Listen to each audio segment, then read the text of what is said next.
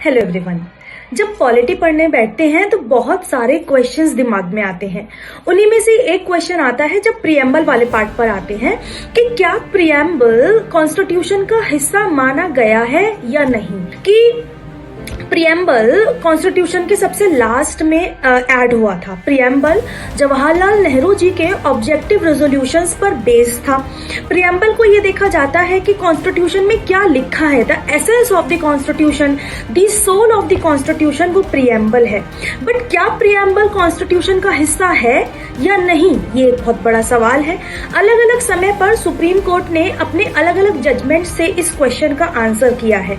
सबसे पहला the बेरोवारी union case 1960, इसमें सुप्रीम कोर्ट ने ये माना कि जब भी हमें कॉन्स्टिट्यूशन पढ़ते वक्त कोई कंफ्यूजन होता है तो हम प्रियम्बल को इंटरप्रेट करते हैं, प्रियम्बल से हेल्प लेते हैं, बिकॉज आफ्टर ऑल प्रियम्बल हमें बताता है कि हम कॉन्स्टिट्यूशन में क्या चाहते थे।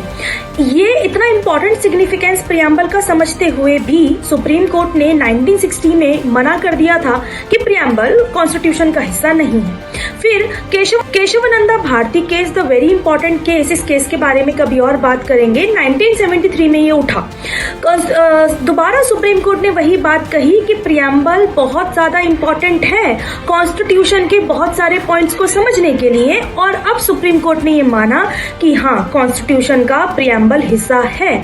सेम केस फिर आपका एक और केस आता है 1995 में, LIC ऑफ इंडिया केस। इस केस में सुप्रीम कोर्ट ने अपनी पहली वाली बात को ही अपने उस पर स्टक रहे और सुप्रीम कोर्ट ने बोला yes, preamble is the integral part of the constitution.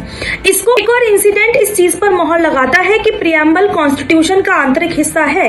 जब कॉन्स्टिट्यूएंट असेंबली में प्रियम्बल के ऊपर डिस्कशन हो रहा था तो कॉन्स्टिट्यूएंट असेंबली के प्रेसिडेंट ने प्रियम्बल के ऊपर एक मोशन चलाया, यानी कि एक तरीके से सबके डिस्कशन के बीच में एक बात लाई कि द क्वेश्चन इज दैट कि preamble is the part of the constitution. Question था कि प्रियम्बल कॉन्स्टिट्यूशन का हिस्सा है, और इस मोशन को बहुत ही भारी मतों से संविधान सभा ने, कॉन्स्टिट्यूएंट असेंबली ने पारित किया।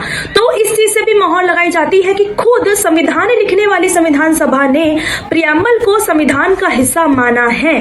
तो अब था, तो आई होप ये कंफ्यूजन आपका क्लियर हुआ होगा, और सुप्रीम कोर्ट्स के जितने भी केसेस आए हैं प्रियम्बल को कॉन्स्टिट्यूशन के हिस्सा माना जाए या नहीं, वो केसेस आपके एग्जाम के लिए जरूरी हो जाते हैं।